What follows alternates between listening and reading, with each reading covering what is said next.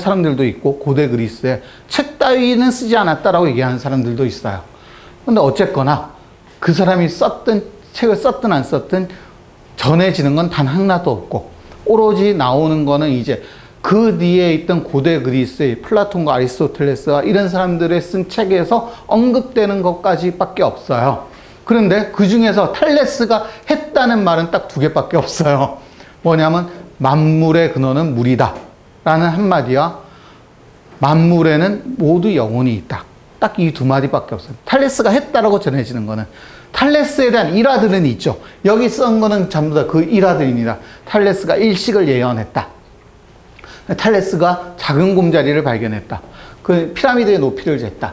올리브 앞찾기를 매점매석해서 그 돈을 벌었다. 뭐 이런 얘기들인데 이런 것들은 사실 크게 중요하지 않다라고 쓱 넘어갈 수 있잖아요. 그런데 저런 일화가 전해지는 거는 의미가 있는 거죠.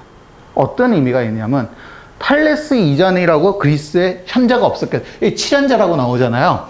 근데 이 7현자에는 탈레스보다 앞선 사람들은 없어요. 이 이후에 있는 사람들, 탈레스가 그러니까 제일 나이가 많아요. 나이가 많은 게 아니라 제일 오래된 사람인데 그래서 맏형은 아니고요. 그러니까 이 7현자라고 얘기되는 사람들을 이제 온갖 사람들이 다 얘기해요. 플라톤도 7현자를 얘기하고 아리스토텔레스도 7현자를 얘기하고 에우독소스도 7현자를 얘기하고 막 이렇게 여러 사람들이 얘기를 해요. 헤로도토스도 7현자를 얘기하고 이런 여러 사람들이 7현자를 얘기하는데 이 모든 사람이 얘기하는 7현자 중에 공통으로 들어가는 사람이 3명 정도 있는데 이 3명에 항상 끼는 사람이 탈레스였어요. 그리고 여러 가지 이제 일화들이 있는데 그 일화들 중에 하나가 너 자신을 알라는 말을 탈레스가 제일 먼저 했다. 뭐 이런 얘기들도 있는데요. 확인되지 않은 거라서 이제 그건 별 의미가 없다고 생각. 하여간에 모든 사람들이 7현자의 제일 첫 번째 사람으로 꼽고 있는 사람이 탈레스라는 사람인데 여기에는 두 가지 이유가 있다고 생각을 해요. 탈레스가 7현자 중에 마츠로 꼽힌 게 두 가지인데 이 두 가지 이유가 다 의미가 있어요. 첫 번째로 아리스토텔레스나 플라톤 같은 사람이 탈레스를 7현자 중에 마스로 꼽은 의미는 이 사람이 철학의 시작이라서 그런 거야. 즉 처음으로 이런 철학적 사고에 시작을 했다. 이런 의미에서 얘기를 하는 거고. 그런데 아무리 아리스토텔레스가 유명하고 플라톤이 멋지고 뭐 이런다고 해도 그 사람들이 한다고 일반 대중들도 다 탈레스를 대빵이야라고 얘기하진 않았을 거란 말이죠. 근데 일반적인 사람들도 다 이 사람을 그렇게 얘기해. 이 얘기는 뭐냐면 실질적으로 보여졌다는 거죠. 굉장히 똑똑하고 현명한 사람으로. 그게 뭘로 나오냐면 일식을 예언하고 작은 곰자리를 발견하고 피라미드의 높이를 이런 걸로 나타나요. 근데 여기서 웃긴 게 일식을 예언했다는 게 지금처럼 2016년 7월 27일 오후 3시부터 일식이 나타날 거야 이렇게 얘기한 건 아니고요. 내년쯤 일식이 오겠네 이렇게 얘기한 거야. 연도만 얘기한 거예요. 근데 이제 그 당시는 그것도 획기적이었거든 거죠.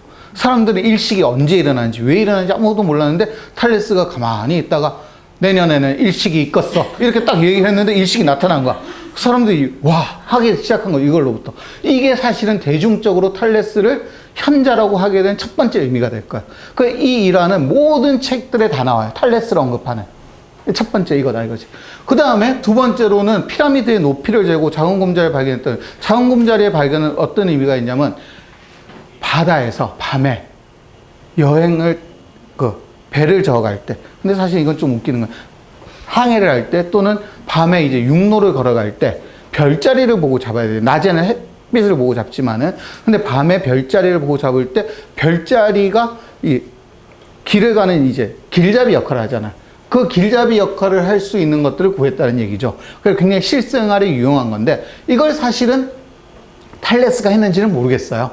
근데 탈레스가 했다고 사람들이 믿는 거죠. 이제 그게 중요한 거예요. 탈레스 했다고 믿는다. 자, 그리고 나서 그 다음에 나오는 게 뭐냐면 피라미드의 높이를 재고 뭐 올리브를 앞찾기를 매점매석 이거는 별 중요하지 않고 근데 중요한 게 뭐냐면은 탈레스가 피라미드의 높이를 쟀다는 것도 있지만 탈레스의 원리라는 게 따로 있어요. 그러니까 검색을 해보시면 구글링을 해보시면 이제 나와요. 탈레스의 정의가 나오는데 한 7가지 정도가 나옵니다. 원이 이렇게 있으면은 원에 지름을 딱 긋고 지름의 양 끝에서 이런 식으로 다른 쪽으로 이제 빗금을 그으면 삼각형이 만들어지죠. 그럼 얘는 무조건 직각이다라는 것도 탈레스가 처음으로 증명을 하고 두 번째로는 이렇게 두 변이 같은 삼각형을 그리면은 이 두 변이 같은 삼각형을 그린 그 밑에 있는 두각의 크기가 같다는 것도 탈레스가 증명을 했다라고 얘기를 해요. 그리고는 또 뭐가 나오냐면은 이렇게 평행한 두 선을 그었을 때 이렇게 하고 나면 요것과 요각이 서로 같다. 이런 것들도 증명을 하는데 탈레스가 직접 다 증명한 건 아닐 거예요. 저런 것들을. 그러니까 보면은 이제 어쨌든 탈레스가 이런 얘기를 했다는 건데 중요한 포인트는 여기에 있다고 생각해요. 탈레스 이전이라고 유명한 그리스의 철학자가 없었던 건 아니거든요. 그러니까 여기서 철학이라고 얘기하기 좀 애매하지만은 일부 철학자들에 따르면은 그러니까 호메로스 같은 경우는 탈레스보다 윗사람이에요. 그 다음에 신통기를 쓴 사람이 있죠. 헤시오도스. 신의 계보학을 쓴 사람이. 이런 경우도 사실은 철학을 시작했다. 철학의 맹활을 보여준다. 이런 얘기들을 해요. 근데 이런 사람들하고 탈레스를 구분하는 기준은 뭐냐면 탈레스는 말 그대로 수학을 하고 자연과학을 하면서 동시에 철학을 시작했다는 얘기죠.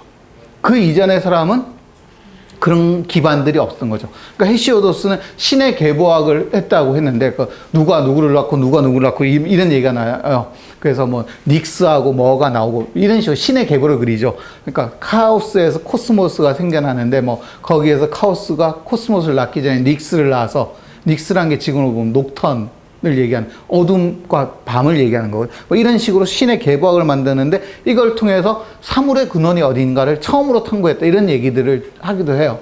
또는 호메로스에 대해서도 그 호메로스의 일리아드나 오디세이 같은 것들을 하면서 여기서 발견되어지는 사물에 대한 탐구나 이런 얘기들을 하는데 이들은 자연에 대한 탐구를 따로 하진 않았던 거죠. 그런데 탈레스에 와서 이 둘이 만나요.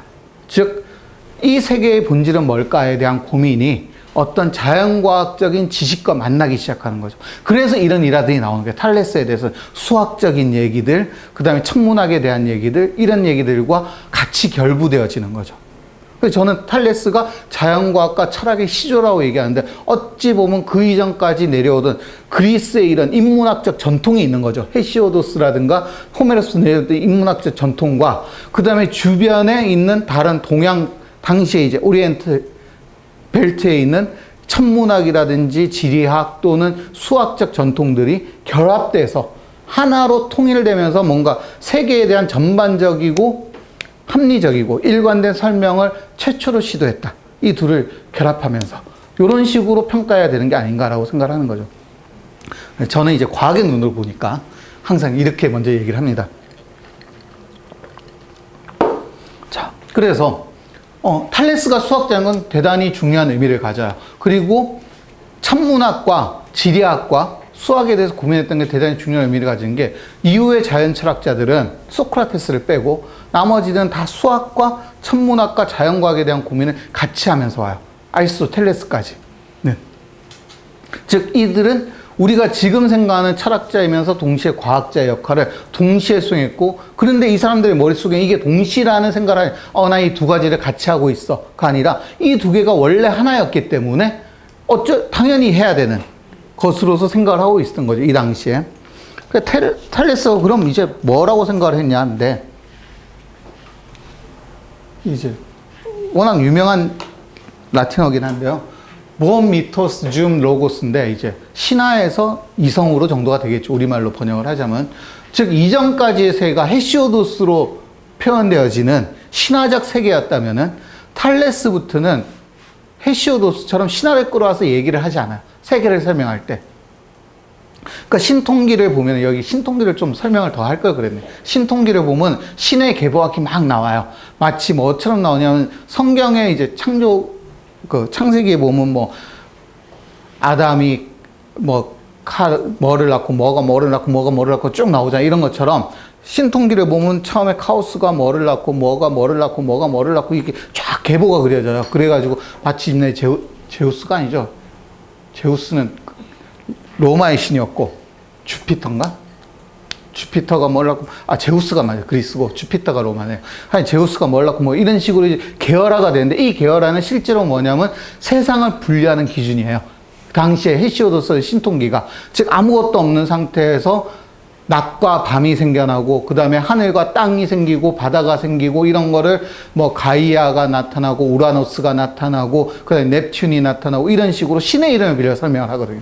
그런데 탈레스부터 이 신의 이름이 필요가 없는 거예요.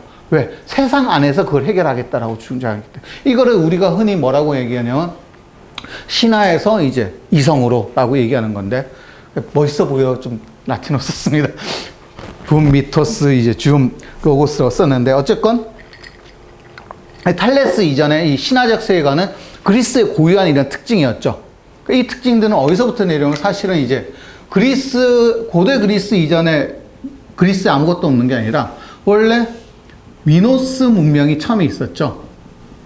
미노스 문명이 처음에 있었고, 크레타 섬을 주변으로 해서. 근데 이 미노스 문명 뒤에 미노스 문명은 화산이 빵 하고 터지면서 사라졌어요.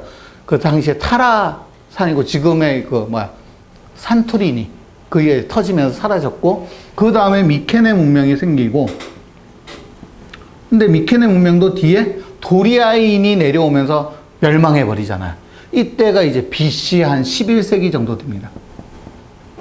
이때부터 BC 한 8세기 정도를 이제 고대 그리스의 암흑기라고 흔히들 얘기를 해요. 정말 아무것도 없던 시절. 마치 뭐랑 비슷하냐면 이제 원래 철기를 처음 쓴 사람들은 다들 폐악질이 심했나 봐요. 어느 나라든 간에 어느 역사를 보면 철기 시대인들이 막 들어오면 그 전까지 굉장히 폼 잡고 있던 우아함을 떨던 문명들이 다 깨지잖아요. 그리고 항상 뭐가 오냐면 암흑시대가 어느 시대든지. 요게 끝나고 나서 철기 문명이 어느 정도 이제 정리가 되면은 그때부터 새로 들어 쓰는데, 그때가 BC 8세기. 우리가 지금 얘기하는 고대 그리스는 요때를 얘기하는 거죠. 근데 어쨌건 요 이전에 요 시기가 없었으면 요게 없었겠죠. 요때부터 내려왔던 이제 고대 그리스의 그 신화적 전통이 있고, 그다음 아까 말씀드린 그 메소포타미아와 이집트로부터 오는 이런 기술 발달에 따른 전통이 있어요. 그래서 이제 헤로도토스가 그 역사에서 히스토리아에서 이제 보면은 뭐라고 하냐면, 그리스는 이집트에서 신과 그 지리학을 배워왔고, 그 다음에 메소포타미아에서 천문학을 배워왔다고 얘기를 해요. 즉 사실 보면 그리스의 신들이 수십 명이 되는데, 이 수십 명의 신들 중에 꽤 많은 숫자가 이집트의 신들이 건너온 거거든요. 그러면서 동시에 지리학, 아까 얘기했던 수학에서 나타났던 이런 기하학은 사실은 무엇으로부터 비롯되냐면 지리학으로부터